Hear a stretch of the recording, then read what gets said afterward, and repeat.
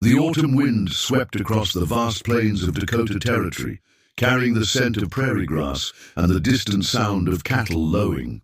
In the heart of Redemption Creek stood the Silver Dollar Saloon, its weathered wooden facade a testament to countless nights of revelry and ruin.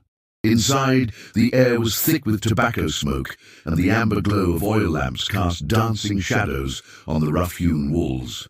At the largest table in the center of the room sat Theodore Big Ted Hartwell, a man whose presence commanded attention even when he whispered. His tailored vest, polished boots, and gold pocket watch chain spoke of wealth that most folks in these parts could only dream of. "Another round for everyone," Ted bellowed, slamming his meaty fist on the table. The glasses jumped, and whiskey sloshed onto the green felt. "Tonight, we celebrate another year of the Hartwell Ranch dominating this territory." The crowd raised their glasses with forced enthusiasm. Ted owned the largest spread for 100 miles in any direction, 15,000 acres of prime grazing land, 3,000 head of cattle, and enough influence to make or break any man in the territory. "Tell us again, Ted," called out Mayor Patterson from across the room, his voice slightly slurred from too much whiskey, "about the time you won the Morrison place in that poker game." Ted's weathered face split into a wide grin, revealing tobacco-stained teeth. "That was nothing but child's play, Mayor. Old Morrison thought he had me beat with a full house, but I had 4 aces sitting pretty in my hand." He leaned back in his chair, which creaked under his considerable weight. Poor fool handed over his deed right there at this very table. "Course, I gave him a job as my foreman afterward. I ain't heartless." The men around the table nodded appreciatively, though several had heard this story countless times. Ted's gambling prowess was legendary in Redemption Creek, and his wins had helped build his empire one property at a time. "The thing about gambling," Ted continued, taking a long draw from his cigar, "is knowing when you got the upper hand.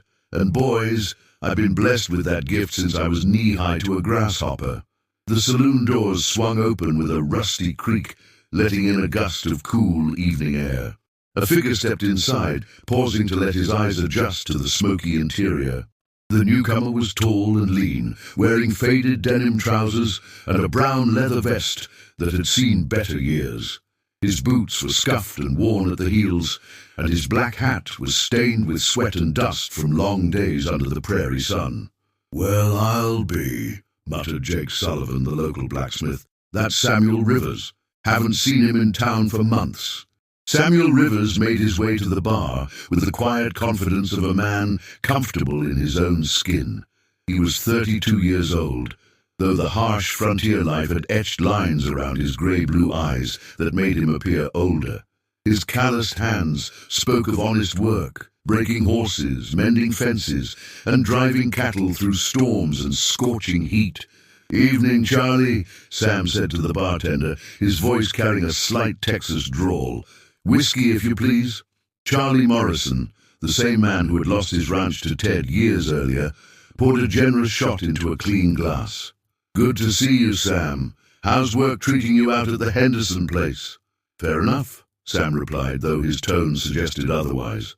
The truth was, Sam had been drifting from ranch to ranch for the past 5 years, never staying long enough to put down roots. He was skilled with horses and cattle, honest as the day was long, but opportunities for a man without land or connections were limited in this territory. Behind him, Ted's booming voice rose above the general chatter. "I'm telling you, boys, there ain't a man in this territory who can match me at cards. Hell, there ain't a man in 3 territories who can match me." Sam sipped his whiskey, feeling the familiar burn as it slid down his throat. He'd heard stories about Ted Hartwell since arriving in Dakota Territory, some admiring, others cautioning. The man was undeniably successful, but success earned through intimidation and greed left a bitter taste in Sam's mouth. "Matter of fact," Ted's voice grew louder, clearly enjoying the attention, "I'd stake my reputation that I could beat any man in this room at 5-card stud." The saloon fell silent, except for the crackling of the fireplace and the distant sound of horses moving in the street.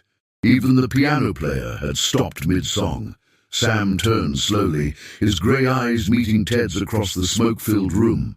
"That's quite a claim, Mr. Hartwell." Ted's expression shifted from jovial confidence to something harder, more calculating.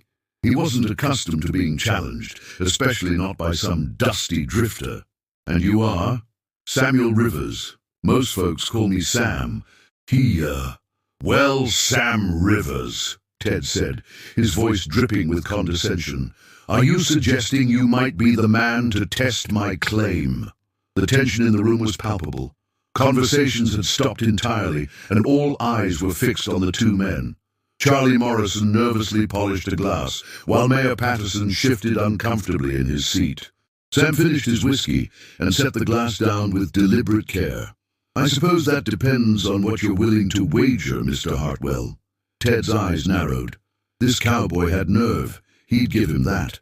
But nerve without substance was just foolishness, and Ted Hartwell had made his fortune by recognizing and exploiting foolishness in others. $500, Ted said confidently. "More money than you've likely seen in a year." Sam reached into his vest pocket and withdrew a small leather pouch. From it, he counted out bills and coins, his life savings from years of hard work. The total came to exactly $237.50. "This is what I have," Sam said simply. "Every cent I've earned with honest work." Ted laughed, a sound without humor. "Boy, you're about $260 short, unless—" His eyes gleamed with malicious inspiration. "Unless you got something else to wager." Sam's jaw tightened. He owned little beyond his horse, his saddle, and his integrity. "What did you have in mind?" "A year of your labor. You work for me for a year, no pay if you lose. And if by some miracle you win, you get $500 cash money." The crowd stirred uneasily. Everyone knew that a year working for Ted Hartwell without pay was essentially slavery. The man was notorious for working his hands to the bone, and more than one good man had left his ranch broken in spirit. Sam felt every eye in the saloon upon him. He thought of the countless nights sleeping under the stars, never knowing where his next meal would come from. He thought of watching other men build lives and families, while he remained a perpetual outsider. This might be his only chance to change his circumstances. "Make it interesting, Hartwell," Sam said, his voice steady as granite. "Let's see what a man with your confidence is really willing to risk." Ted's face flushed red above his collar. The room held its collective breath, waiting to see how the wealthy rancher would respond to such direct provocation. Outside, the autumn wind rattled the saloon windows, as if nature itself was holding its breath for what would come next. The Silver Dollar Saloon had never been quieter. Even the usual sounds, the clink of glasses, the shuffle of cards at other tables, the low murmur of conversation, had faded to nothing. Every person in the room was focused on the confrontation brewing between Ted Hartwell and Samuel Rivers. Ted's face had grown redder, and a vein throbbed visibly at his temple. No one spoke to him like that, certainly not some nobody drifter with worn-out boots and empty pockets. The wealthy rancher stood slowly, his chair scraping against the wooden floor, with a sound that seemed unnaturally loud in the silence. "Interesting, you say?" Ted's voice was dangerously quiet. "Boy, you don't know what interesting is. But I'll educate you." He reached into his vest pocket and withdrew his gold pocket watch, letting it dangle from its chain. The firelight caught the engraved surface, sending golden reflections dancing across the walls. "This watch belonged to my grandfather. He carried it through the war between the states. It's worth more than most men make in 5 years. Sam's expression didn't change. "I'm not interested in your grandfather's watch, Mr. Hartwell. I'm talking about something that really matters to you." "And what would that be?" Ted's voice dripped with sarcasm. Sam took a step closer to the table, his boot heels clicking against the floor. The sound seemed to echo in the hushed saloon. "Your land." The reaction was immediate and explosive. Several men gasped audibly, while others muttered prayers under their breath. Mayor Patterson nearly choked on his whiskey, and even Charlie Morrison dropped the glass he'd been cleaning, which shattered on the floor behind the bar. Ted Hartwell stared at Sam as if he'd suddenly grown a second head. My land? Boy, have you lost your mind? You said you'd stake your reputation, that you could beat any man in this room, Sam replied calmly. I'm calling your bluff. Put something real on the table, or admit you're all talk. For a moment, Ted was speechless, a rare occurrence that didn't go unnoticed by the assembled crowd. His vast ranch was his life's work, the source of his power and influence. The idea of risking it on a card game was beyond audacious. It bordered on insanity. But Ted Hartwell was also a man whose pride had been wounded, and wounded pride had led more than one powerful man to ruin. He looked around the saloon, seeing the expectant faces of men who had lived under his thumb for years. Some looked afraid, others curious, but a few, and this bothered him most, looked hopeful. You want to play with the big boys, do you? Ted's voice regained its confidence, though those who knew him well could detect the slight tremor underneath.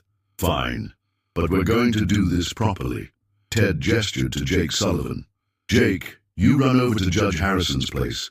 Tell him we need a witness for a legal wager, and fetch Doc Miller while you're at it. We'll want this official.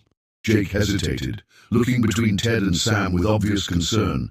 Ted, are you sure about this? I mean, your whole ranch. Move, Ted barked, unless you want to find yourself a new place to get your horseshoes. Jake hurried out into the night, the saloon doors swinging behind him. The remaining patrons began moving their chairs closer to the large table, forming a rough circle around Ted and Sam. Word was spreading quickly through the small town, and more people began filtering into the saloon. Charlie Morrison brought out a fresh deck of cards, still in its wrapper. Brand new deck, he announced. Straight from Kansas City. While they waited for the judge and doctor, Sam found himself studying his opponent more carefully. Ted Hartwell was known throughout the territory as a shrewd businessman and a skilled poker player. He'd built his fortune through a combination of legitimate cattle ranching and strategic gambling, always knowing when to fold and when to press his advantage. But Sam also noticed things others might miss.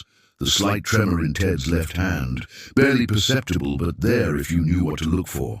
The way his breathing had become slightly labored. The man was nervous, though he was trying hard not to show it. Having second thoughts, Rivers? Ted asked, lighting a fresh cigar with hands that were steadier than they'd been a few minutes earlier. Just wondering what I'll do with 15,000 acres of land, Sam replied evenly. Ted nearly choked on his cigar smoke.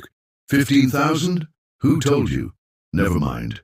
You won't have to worry about that problem. The doors swung open again, and Judge Harrison entered alongside Doc Miller and a handful of curious townspeople. Judge Harrison was a thin, austere man in his 60s, with steel-gray hair and wire-rimmed spectacles. Doc Miller was younger and more rotund, with kind eyes that had seen both the best and worst of human nature. Theodore, Judge Harrison said sternly, Jake tells me you're about to do something monumentally foolish. Please tell me he's mistaken. Ted's jaw set stubbornly. Judge, I'm a grown man capable of making my own decisions. Are you here to witness a legal wager or not? Judge Harrison sighed deeply and removed his spectacles to clean them, a habit he developed when confronted with situations that tried his patience. Very well, but let the record show that I advised against this course of action. Doc Miller approached Sam with concern, evident in his expression. Son, do you understand what you're getting into? Ted Hartwell didn't build his empire by losing at cards. Sam appreciated the doctor's concern, but his mind was made up. I understand the stakes, Doc. Sometimes a man has to risk everything to gain anything. The crowd continued to grow as word spread through Redemption Creek. By the time Judge Harrison called for order, nearly 40 people had crowded into the saloon. The air was thick with anticipation and tobacco smoke. Gentlemen, Judge Harrison began formally, state your wagers for the record. Ted stood first, his chest puffed out with renewed confidence. I, Theodore James Hartwell, do hereby wager my entire ranch, all 15,000 acres, all buildings, livestock, and appurtenances, against... He paused, looking at Sam with undisguised contempt. against whatever this man has to offer. All eyes turned to Sam. He stood slowly, his worn hat in his hands. I, Samuel Rivers, wager all my worldly possessions, $237.50 in cash, my horse, my saddle, and my freedom. If I lose, I work for Mr. Hartwell for 5 years without pay. Judge Harrison's eyebrows shot up. 5 years? Jake said 1 year. The stakes have been raised, Sam said simply. Ted grinned wolfishly. 5 years of free labor from a skilled cowboy would be worth nearly as much as the cash. Either way, he couldn't lose. I accept those terms. Judge Harrison shook his head, but dutifully recorded the wager in his ledger. The game will be 5-card stud, best 2 out of 3 hands. Are both parties agreed? Both men nodded. Charlie Morrison broke the seal on the new deck and shuffled the cards with practiced efficiency. The crowd pressed closer, hardly daring to breathe. As Ted reached for his first cards, his confidence seemed to return in full. He'd been playing poker since he was old enough to hold cards, and he'd never met a man he couldn't read at the table. This dusty cowboy might have nerve, but nerve was no substitute for skill and experience. Sam sat quietly across from him, his grey eyes calm and unreadable. In his mind, he was thinking not of victory or defeat, but of his father's words from long ago. Son, it ain't the cards you're dealt that matter, it's how you play the hand. The first cards were dealt, face down. The game that would change both their lives forever had begun. Charlie Morrison's weathered hands moved with practiced precision as he dealt the first hand. The cards whispered against the felt table with a sound that seemed unnaturally loud in the tense silence. Every person in the Silver Dollar Saloon held their breath, understanding they were witnessing something that would become legend in Redemption Creek. Ted Hartwell picked up his hole card with the casual confidence of a man who'd won more games than he'd lost. His fingers betrayed no emotion as he glanced at the card, the Jack of Hearts. A good start, but not overwhelming. He'd played enough poker to know that hands were won on patience and reading your opponent, not on lucky cards. Across the table, Sam Rivers lifted his own hole card with deliberate care. The 3 of clubs stared back at him. Not promising, but Sam had learned long ago that poker wasn't just about the cards. It was about the man holding them. Charlie dealt the first round of face-up cards. Ted received the King of Diamonds, while Sam got the 7 of Hearts. Ted's eyes flickered with satisfaction. A Jack and King were respectable cards to start with. King bets, Charlie announced. Ted tossed a $20 gold piece onto the table. 20 to start. Sam studied his opponent's face for any tells, the subtle signs that might reveal the strength of his hand. Ted was leaning back slightly in his chair, his cigar held loosely between his teeth. To most observers, he appeared relaxed and confident, but Sam noticed the almost imperceptible tightness around the man's eyes. "Call," Sam said, matching the bet with a $20 bill from his meager stake. The second face-up card fell. Ted received the 10 of spades, while Sam got the 7 of diamonds.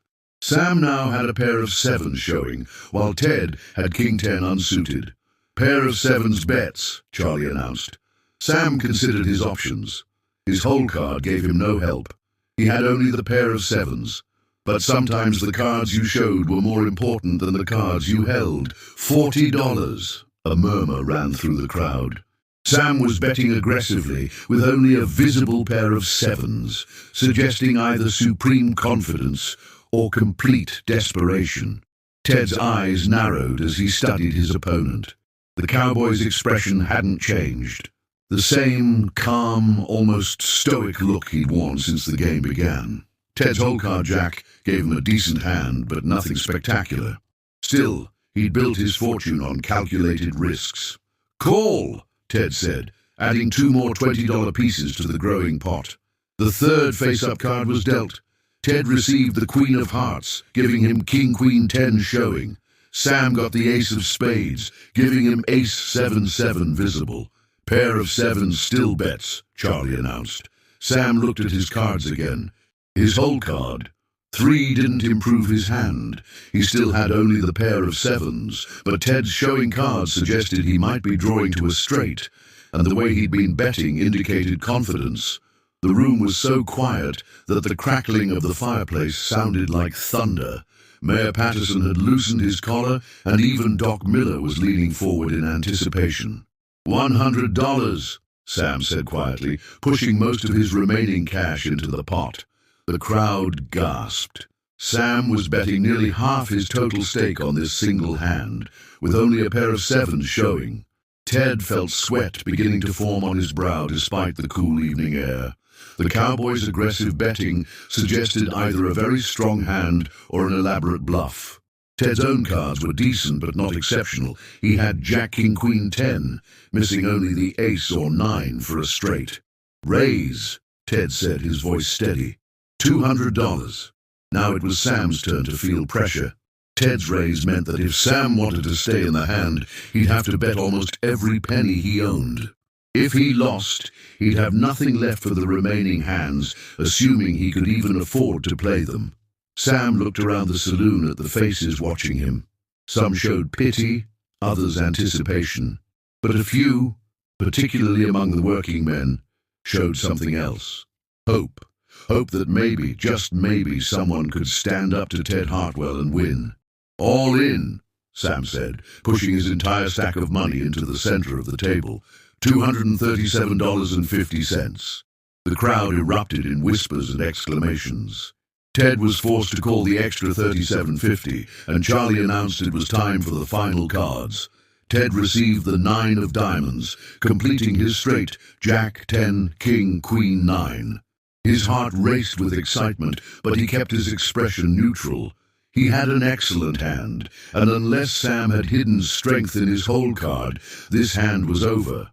Sam's final card was the 2 of hearts.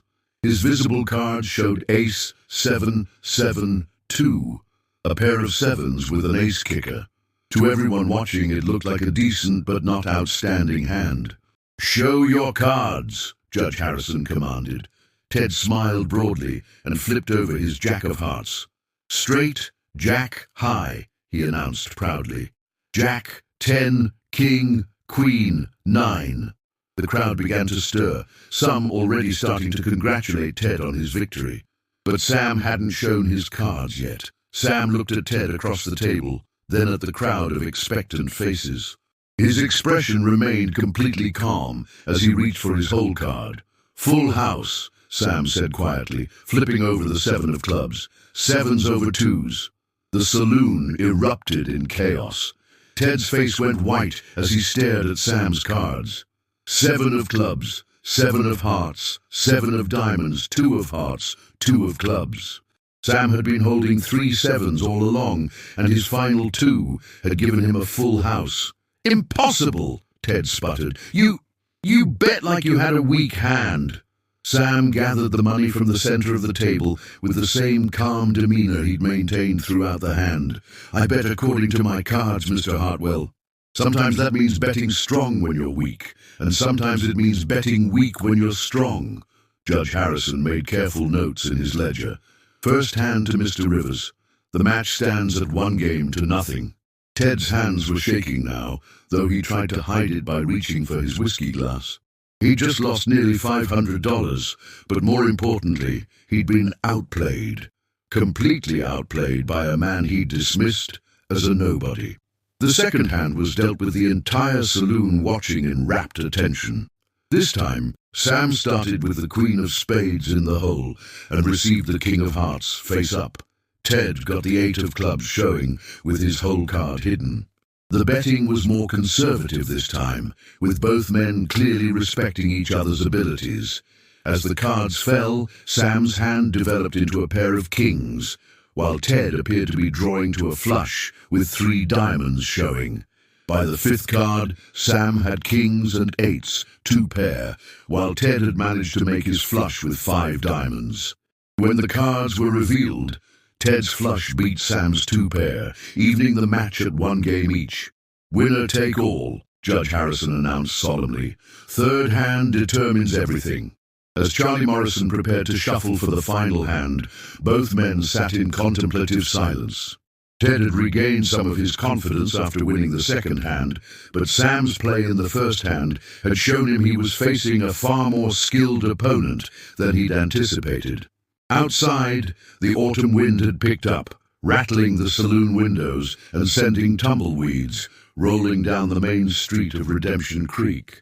Inside, 43 people held their breath as the cards were dealt for the hand that would determine whether Ted Hartwell remained the king of the territory or lost everything to a cowboy nobody had heard of a week ago.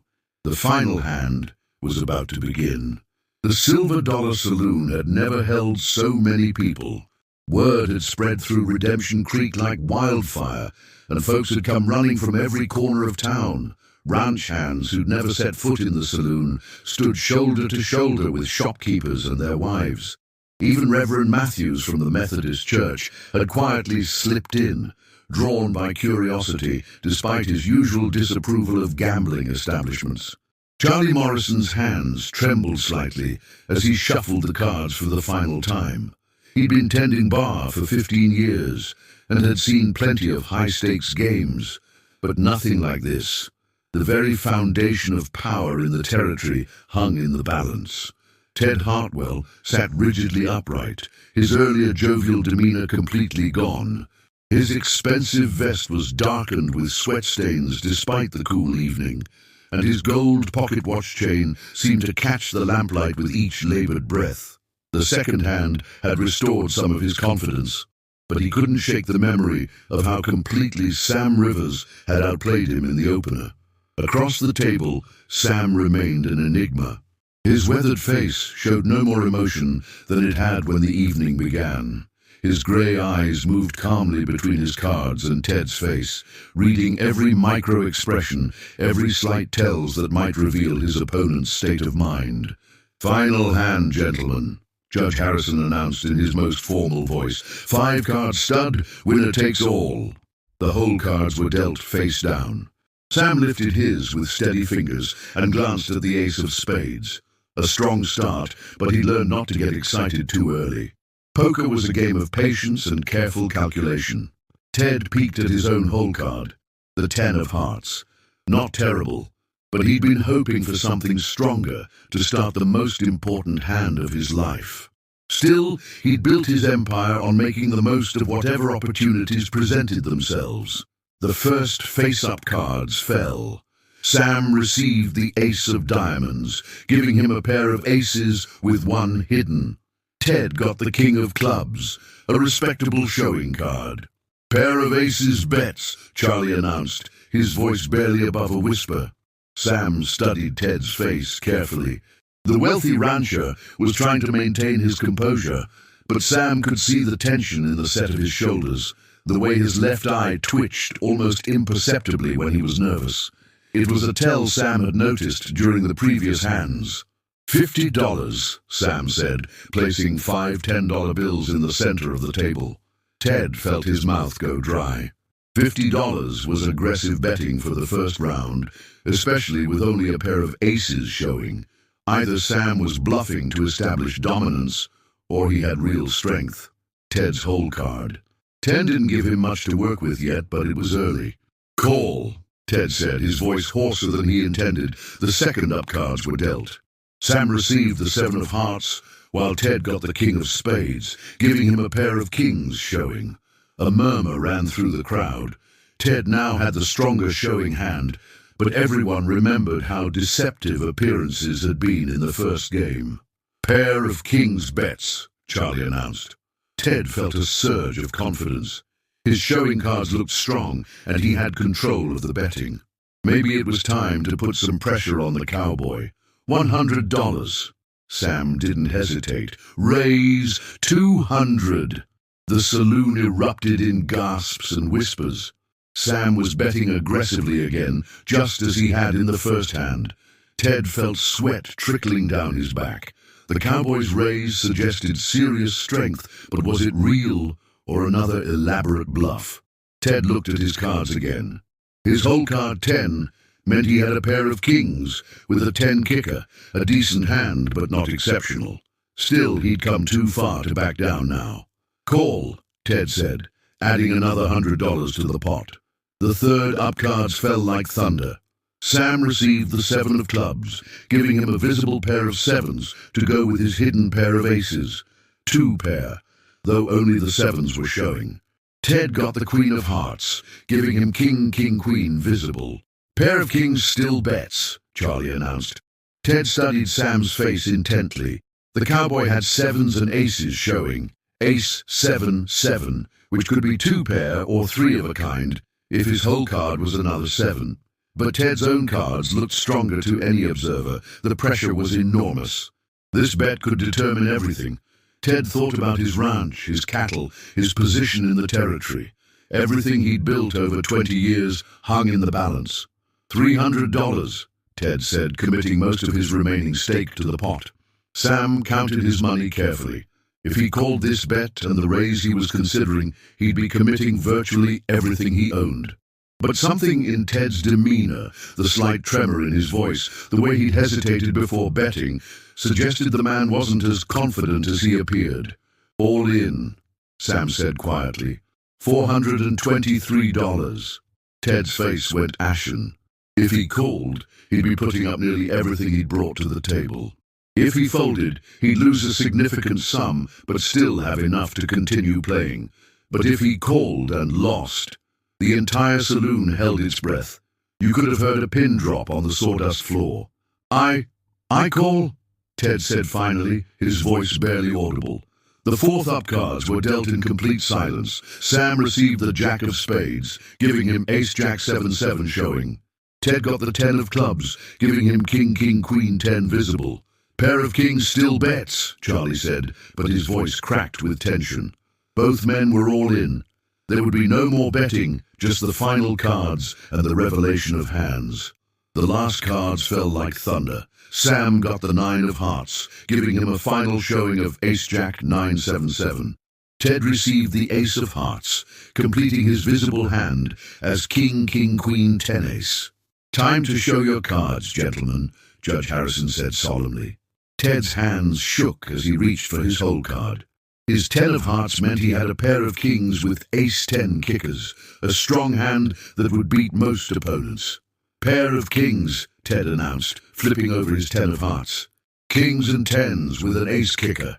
The crowd stirred. It was indeed a strong hand. All eyes turned to Sam Rivers. Sam sat quietly for a moment, looking at the faces surrounding him. Ranch hands who'd worked for subsistence wages, shopkeepers who struggled to make ends meet, women who'd watched their husbands break their backs trying to make a living in Ted Hartwell's shadow. He thought of his own years of drifting, never able to build anything because men like Ted owned all the opportunities. Slowly, Sam reached for his hole card, the Ace of Spades that had been staring at him since the hand began. "2 pair," Sam said quietly, flipping over the ace. "Aces and 7s." The saloon exploded in chaos. Men shouted, women gasped, and someone in the back began laughing hysterically. 2 pair beat 1 pair. Aces and 7s beat kings and 10s. Sam Rivers had won. Ted Hartwell stared at the cards in complete shock. "No," he whispered. "No, this can't be happening." But it was happening. Judge Harrison was already making notes in his ledger with a hand that shook from the magnitude of what he was recording. "The winner of this contest and the new owner of the Hartwell Ranch is Samuel Rivers," Judge Harrison announced officially. Sam sat in stunned silence as the reality sank in. 3 hours ago, he'd been a drifter with less than $250 to his name. Now he owned 15,000 acres of prime grazing land, 3,000 head of cattle, and all the buildings and equipment that went with them. Ted rose unsteadily from his chair, looking around the saloon as if seeing it for the first time. Men who had feared him, who had kowtowed to his every whim, were now looking at him with something approaching pity. The transformation was complete and devastating. "Mr. Hartwell," Sam said quietly, his voice cutting through the noise of the celebration, "I want to say something to you." The saloon fell silent again. Ted looked at Sam with a mixture of hatred and despair. "You're welcome to stay on at the ranch," Sam continued, "as foreman if you're willing. The pay is fair, and the work is honest." Ted's face flushed red, then went pale. The offer was generous, more generous than Ted would have been in similar circumstances, but it was also the final humiliation. To work for the man who had just taken everything from him. "I'd rather starve," Ted said through gritted teeth. Sam nodded slowly.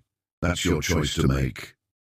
As Ted pushed through the crowd toward the door, his expensive clothes rumpled and his gold pocket watch chain no longer gleaming, the assembled townspeople parted before him like he carried some contagious disease. The man who had ruled the territory through wealth and intimidation was leaving as poor as any of them. The saloon doors swung shut behind him with a sound of finality. Sam remained seated at the table, still trying to process what had happened. Charlie Morrison approached with a bottle of the saloon's finest whiskey. "This one's on the house, Mr. Rivers," Charlie said with a grin. "Hell, this whole night's on the house." As the celebration continued around him, Sam thought about his father's words from long ago. "It ain't the cards you're dealt that matter. It's how you play the hand." Tonight he'd played the hand of his life, and tomorrow Samuel Rivers would wake up as one of the most powerful men in Dakota Territory, not through inheritance or intimidation, but through courage, skill, and a willingness to risk everything for a chance at something better. The autumn wind continued to blow across the plains outside, but inside the Silver Dollar Saloon, the course of history had been forever changed by the turn of a card, and the quiet determination of a cowboy who refused to accept that his station in life was permanent. In Redemption Creek, they would tell this story for generations to come. The night a poor cowboy with worn-out boots walked into a saloon and walked out owning the biggest ranch in 3 territories. But more than that, it was the story of how courage and character could triumph over wealth and arrogance, and how sometimes, just sometimes, the meek really could inherit the earth.